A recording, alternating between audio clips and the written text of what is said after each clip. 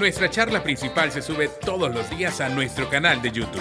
Búscanos como Diana, Verónica y Tony, la entrevista. También puedes volver a escucharla en Spotify como Diana, Verónica y Tony. Te invitamos a seguirnos, regálanos un me gusta, compártela con tus amigos y activa las notificaciones. Este día en el Corre-Corre de la Mañana le damos la bienvenida a... Pues esta era una entrevista que teníamos pendiente desde hace muchos meses. Y no quisimos que terminara el año sin tocar base con Javier Rochard, ingeniero mecánico, pero también escritor. Vamos a conversar sobre un poco de historia que tiene que ver con México, con el Segundo Imperio Mexicano, con el archiduque austríaco Maximiliano de Habsburgo. Y es una historia que tiene coletazos que terminan aquí en El Salvador. Hay mucho de historia y también de ficción, compañera. Ok, bueno, y entonces está con nosotros ¿quién? Javier Rochard. Ajá, autor de la saga El Austríaco Descalzo, que es parte de lo que vamos a conversar esta mañana. Javier, mucho gusto, bienvenido. Muchas gracias, Diana, Verónica y Tony, por la invitación. Sí, era una invitación que estaba pendiente y créeme que tenía muchas ganas de venir aquí a platicar sobre este tema tan interesante que muchos desconocen, pero que a través de la literatura que he escrito tal vez pueden llegar a conocer y les puede llegar a gustar este tipo de relatos nacionales. Ajá. El Austríaco Descalzo, volumen 1 y hasta la segunda parte. Sí, es una primicia. La verdad es que es primera vez que me entrevistan acerca de la segunda parte. No muchos saben que existe. Se lanzó el libro hace unas 2-3 semanas oficialmente y lo estoy dando a conocer poco a poco, la segunda parte, puesto que la primera parte, curiosamente, tuve bastante feedback, retroalimentación de mucha gente y me llevó a seguir escribiendo la segunda. ¿Y la primera parte cuándo salió, Javier? La primera parte salió el año pasado, exactamente en diciembre, hace un año, y esta segunda parte prácticamente un año después. O sea que Javier, terminó la primera y vos ya estabas escribiendo la segunda, ajá, para no perder el hilo. Sí, es que sucedieron varias cosas. O sea, primero, la gente, hubo una retroalimentación positiva del libro, pero sucedieron varias cosas curiosas, como por ejemplo que llegó mucha gente a contarme sus historias personales y sus historias familiares que involucraban al personaje principal del libro, que es don Justo Armas, ¿no? Y entonces, al recopilar todas estas historias, sentí de que no se podían quedar olvidadas, ¿no? Claro. A ver, vamos a tratar de poner en contexto histórico a la audiencia. Estamos allá en el 1864, 1867, México.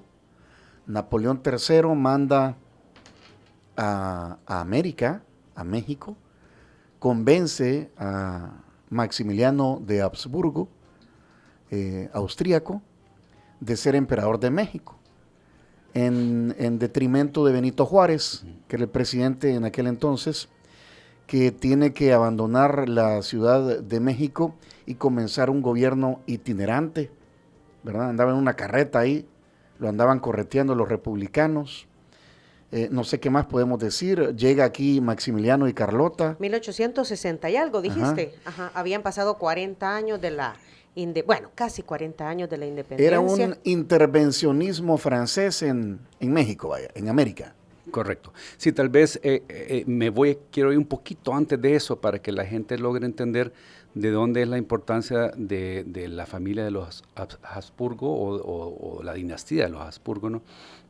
En Europa. O sea, tuvo mucha influencia en aquella época, comenzó en los años 1000 y fue adquiriendo mucha influencia dentro de Europa. Tenía un lema que decía: mejor evitemos guerras y promovamos matrimonios. y entonces fueron ubicando siempre a alguna de los Habsburgo en los diferentes reinos dentro de Europa, ¿verdad? Qué tremendo. Veamos cómo proliferamos, ¿verdad? Pero no lo hagamos a través de la guerra. Exacto.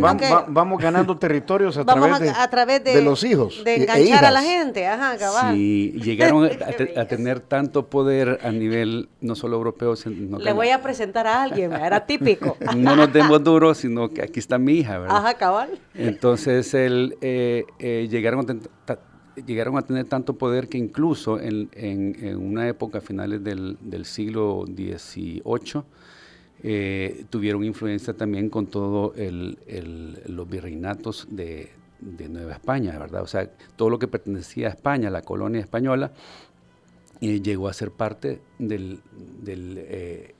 digamos, de los tentáculos de los Habsburgo, donde tenían mucho poder porque tenían influencia en aquel momento con España, con una hija que dieron en matrimonio. Ya viste, a los también. Entonces, hay un castillo bien curioso en Suiza que muestra todos los países que estuvieron bajo la influencia de los Habsburgo, y ahí sale El Salvador y Centroamérica. Estamos hablando de casas reales europeas. Sí. O sea, mandaban, dominaban.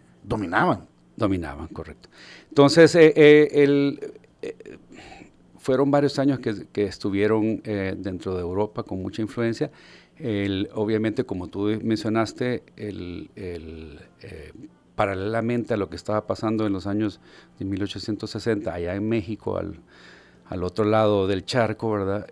Había una guerra entre los liberales y los conservadores. Y el presidente de ese momento era don Benito Juárez, ¿no? Se endeudó demasiado a nivel internacional, especialmente con los países del Reino Unido, España y Francia. Llegó un momento que, al estilo de los bancos, cuando no pagas, te intervienen. Entonces dijeron, bueno, en aquella época la manera de intervenir era mandar militares, mandar la milicia. Pues no tanto en aquella época, sino miremos ahorita el Caribe y Venezuela. Sí, tenés razón. La historia se repite, la historia es cíclica. Pues sí, pero ocurrió lo mismo. Llegó una flota española, llegaron los ingleses y llegaron los franceses. Sí, pero porque les debían. Y Benito Juárez dijo, no les voy a pagar. No les voy a pagar, entonces negoció con España y el Reino Unido que la deuda se postergara, pero Francia no quiso negociar porque lo vio como una oportunidad, porque en ese momento estaba el emperador Napoleón III, y siempre tenía la idea un poco futurista o alocada, como quieran nombrarlo, de hacer también un imperio en América, y donde ellos dominaran, ¿no? Y el imperio él lo veía en toda Latinoamérica. Claro, dijo, ahí puedo tener mi pedacito. Sí. Ajá. Entonces, efectivamente, como dijo Tony, pues promovió a mandar a alguien de sangre real, entre comillas, y el que estaba primero en la lista era Maximiliano de Habsburgo, que era el segundo de los hermanos de la familia de los Habsburgo. Y como ya no podía ser emperador, porque el hermano ya era emperador de Austria en ese momento, el Francisco José, entonces decidieron, bueno, ¿por qué no ir a aventurarme aquí no puedo ser sí. Cabeza del Mira, hombre. fíjate que allá está México, allá puedes ser emperador, allá te voy a mandar. Sí. Cabal, allá vas a ir a mandar vos. Ajá. Y yo te voy a apoyar. Ajá. Y el otro dijo, voy ahí. Démosle pues. Pero fíjate que tenía sus dudas, y ¿sabes quién lo convenció al final? Es que las mujeres tienen también más poder que cualquier cosa. La esposa ¿Por qué me miras así? Porque yo te veo que tenés poder aquí también en la radio. Es la patroncita, ella es la patroncita. ¿Sí o no, muchacha? Es la patroncita.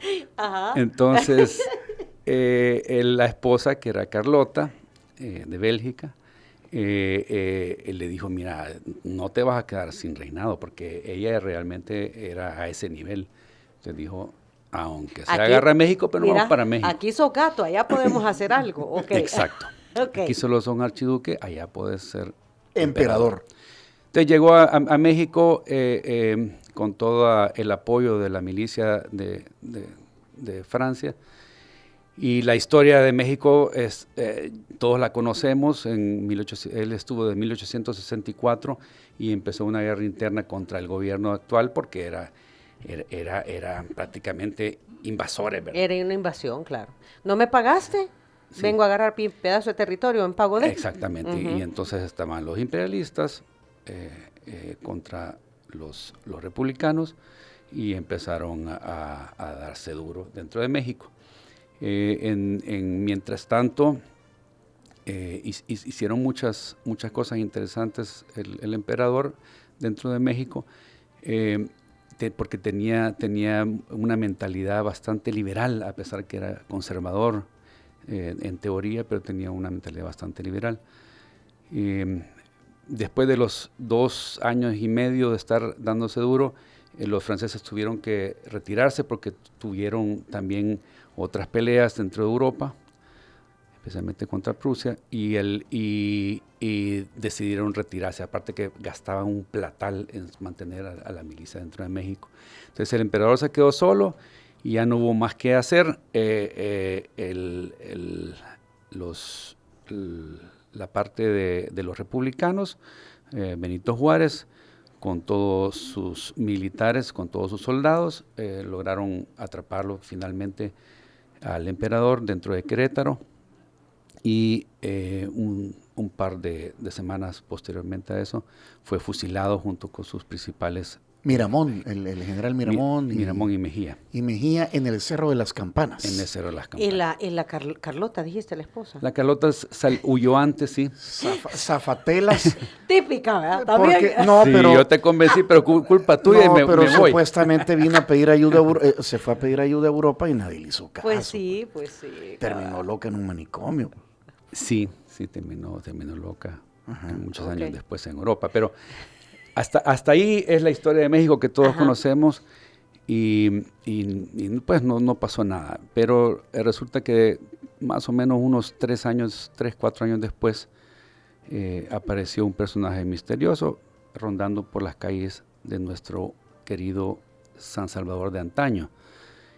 Y era un personaje bastante alto, chelón, de unos 40 años de edad, y siempre vestía muy fino, con su mejor etiqueta, con su mejor sacos, con sus mejores trajes, pero resulta que andaba descalzo.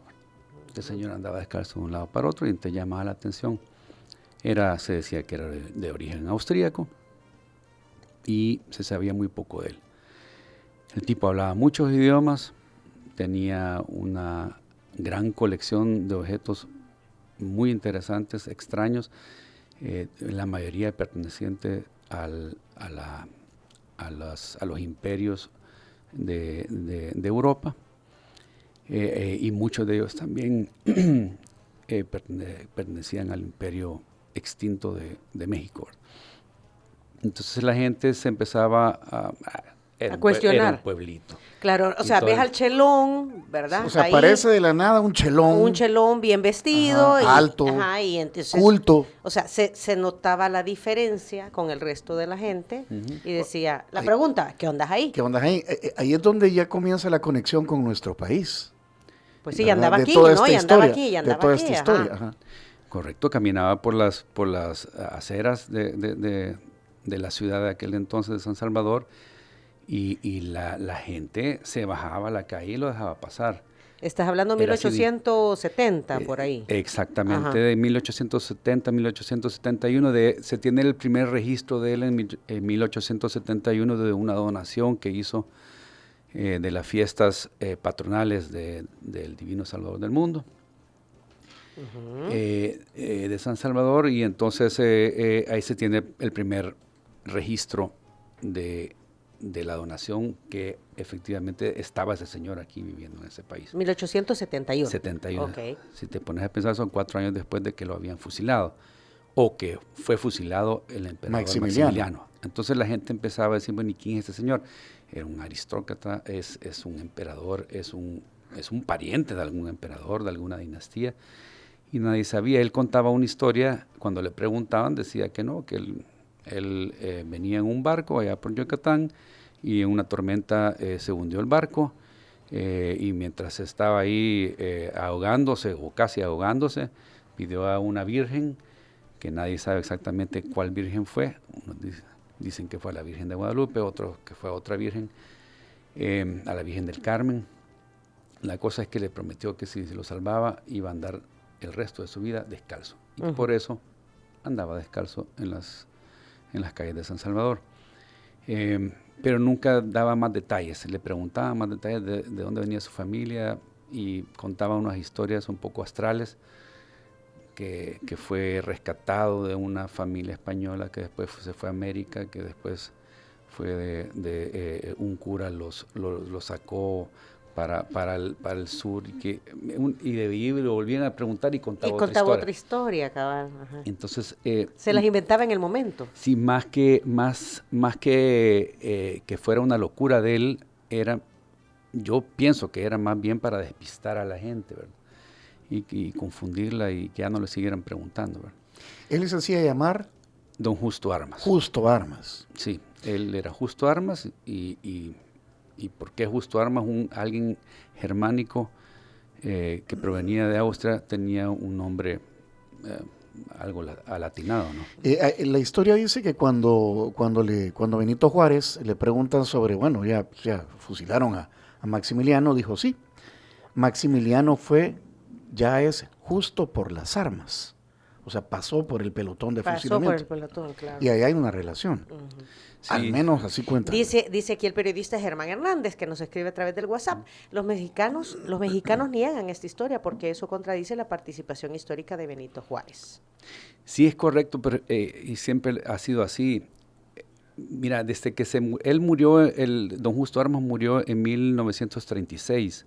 Aquí en la ciudad de San Salvador. Se vivió más de 60 años aquí en esta ciudad. Nunca salió del país, o que se tenga registro, nunca salió del país, nunca se fue a vivir a otro lado. Entonces, desde que se murió en 1936 hasta más o menos ahí por los 80s, 90s, se habló muy poco de él, sino que cuando murió sí hubo algunos artículos que lo mencionaban, que nadie supo, que pudo haber sido un aristócrata y todo lo demás, proveniente de Europa, de Austria, y que estaba ligado con el imperio austríaco y todo lo demás, o incluso decían que pudo haber sido, ya andaba en aquel momento el chisme que pudo haber sido también el emperador Maximiliano, que fue fusilado en México.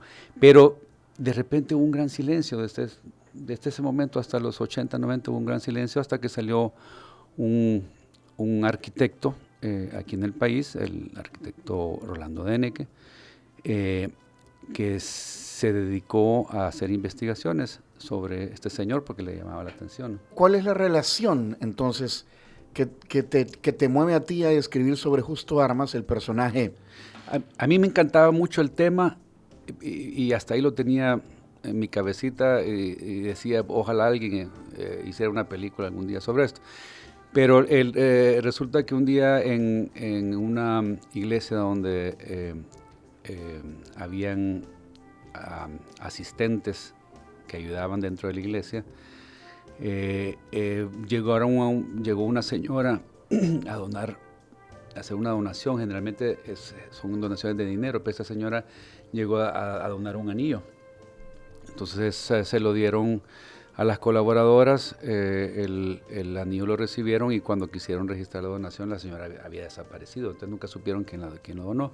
El anillo es un anillo bien curioso que muestra la carátula del emperador de México, Maximiliano, y es totalmente de oro y es algo estrambótico, ¿verdad? Y entonces cuando dentro de esas señoras colaboradoras estaba mi madre.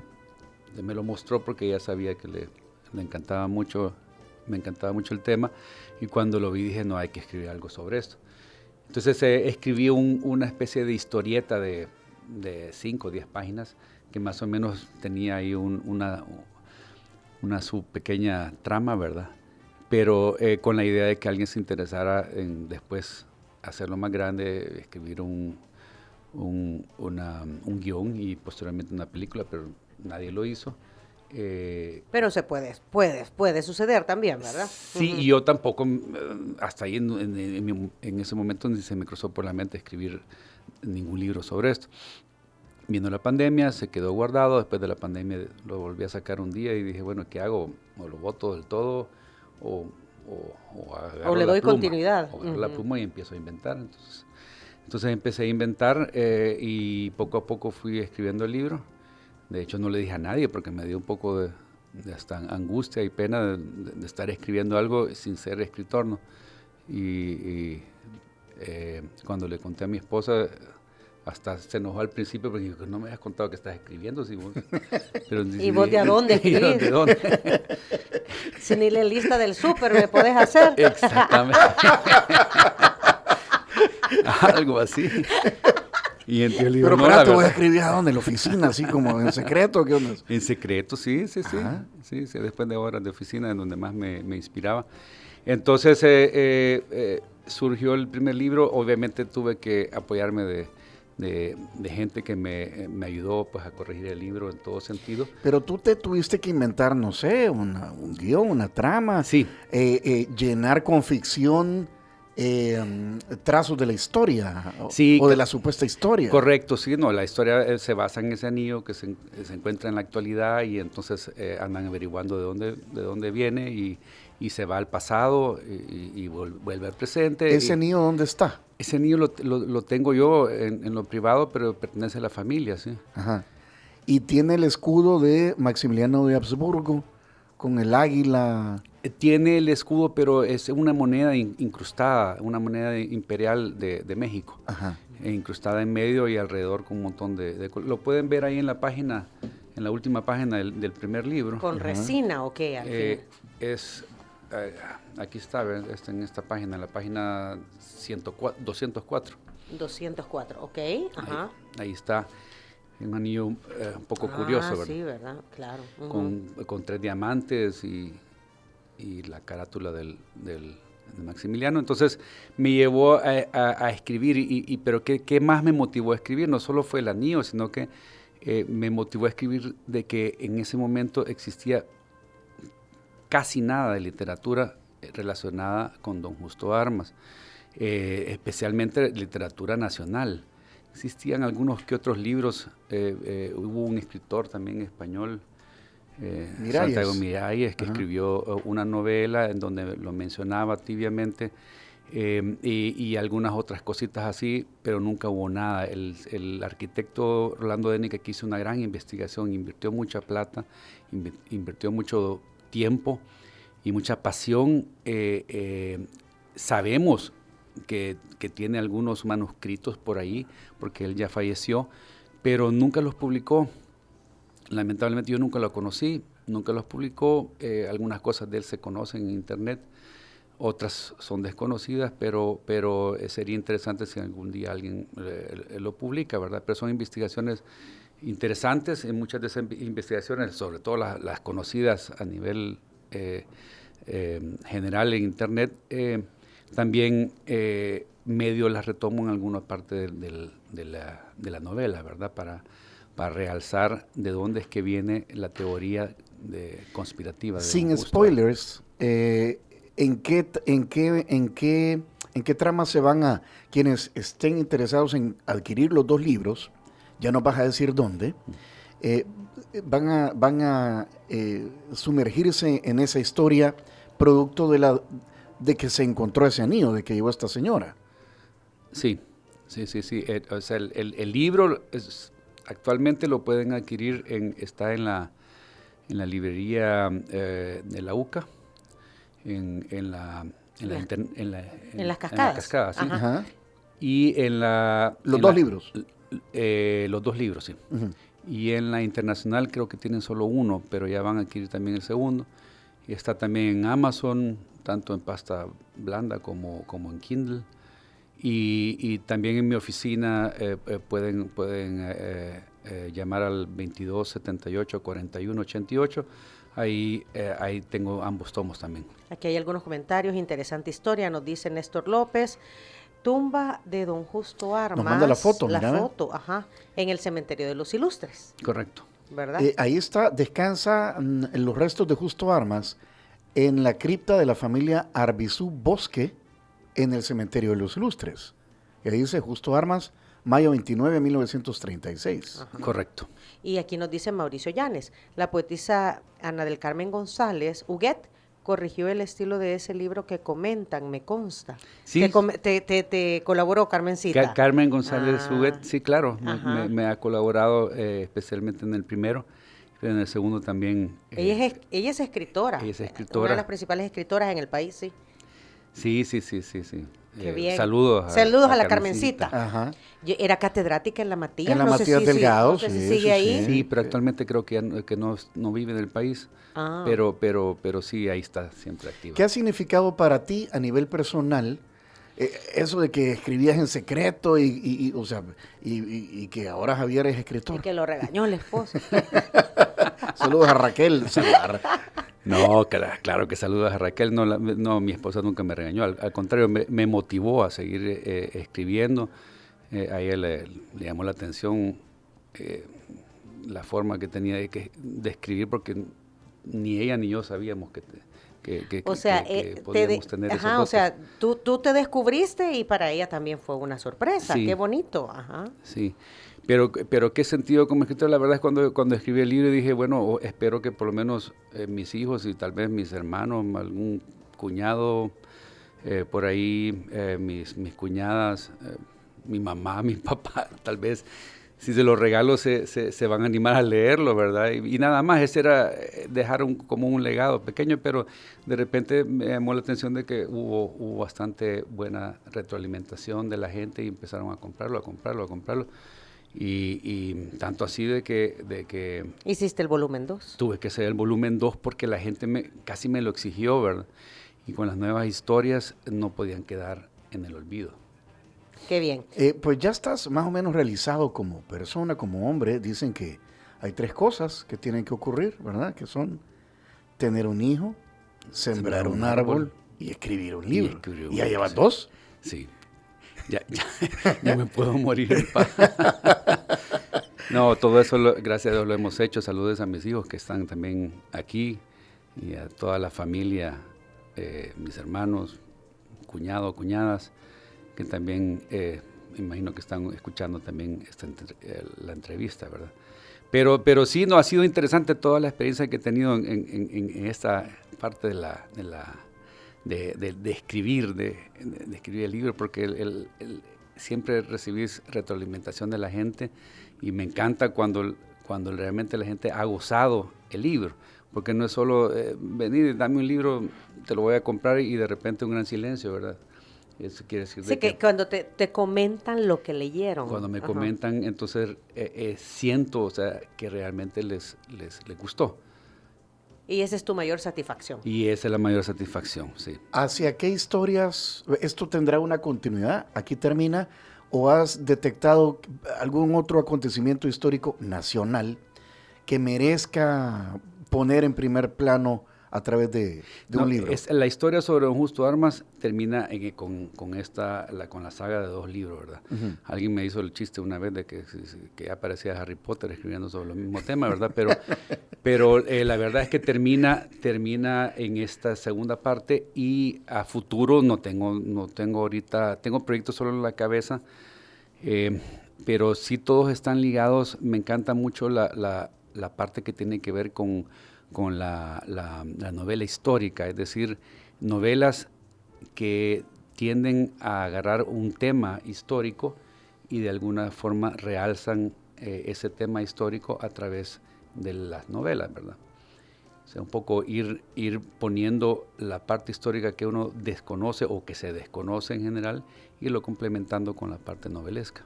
Qué bien. Bueno. Javier, enhorabuena, ¿verdad? Repetimos entonces que los libros están a la venta en la librería de la UCA, en Las Cascadas.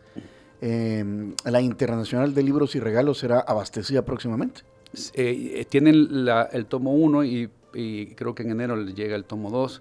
Y si no, pueden llamar al 2278-4188 y ahí tenemos ambos tomos. Te voy a hacer una pregunta. ¿Tú estarías convencido de decir que caminó sobre aquí en nuestro país un emperador austríaco? o no te la juegas, te tiras a la piscina?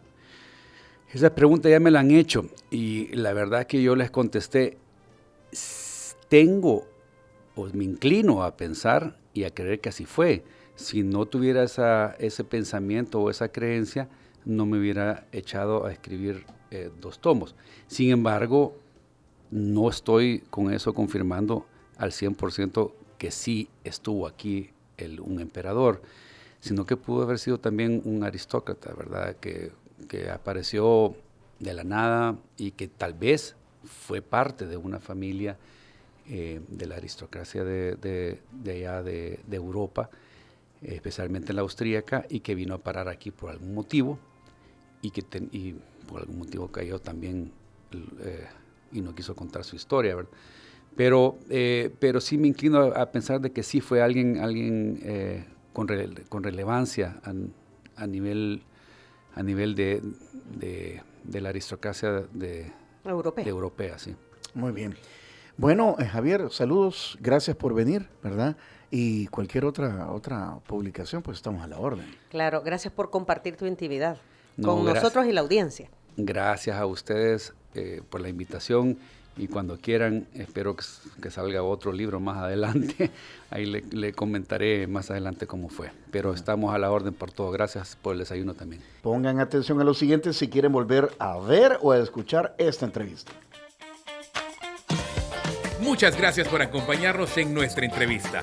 Para volver a escucharla e incluso verla, visita nuestro canal de YouTube Diana Verónica y Tony.